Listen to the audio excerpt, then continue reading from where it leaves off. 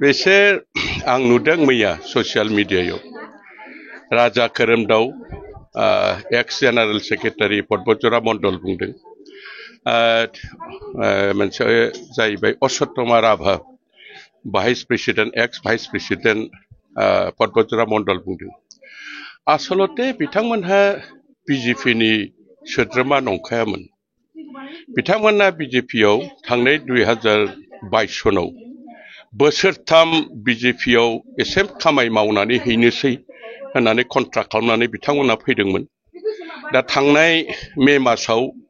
बिथांमोननि बोसोरथाम बिजेपियाव थानाय कन्ट्राक्टआ मे मासावनो जोबनानै थांबाय दा ओंखायनो मे मासनिफ्रायनो जोंनि बिजेपि दलाव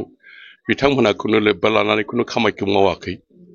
गतिके बिथांमोना कन्ट्राक्ट लानानै फैदोंमोन कन्ट्राक्टआ जोब्बाय नालाय थांफिनबाय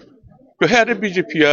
जोंनि दला खति जानाय लाब जानायनि खुनु बाथ्रा बेहाय सिखाराखै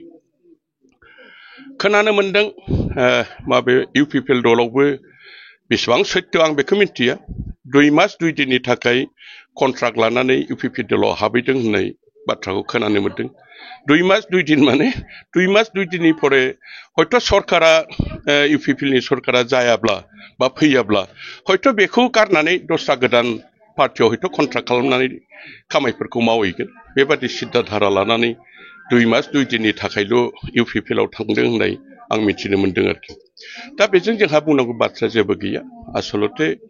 जोंनि बिजेपिनि जेनाखि अरिजिनेल खामानि मावग्रा जोंना गासिबो थिगैनो दं आरो बिसेस करि जोंनाव खुनु खहा जाया आरो जोंहा पुरा प्रस्तुतियाव दं आरो फैगौ बिसायख'थियाव जोंनि बिजेपिनि जायखौखि केन्डिडेट होआमोन बे देरहागोन 100% गेरेन्टि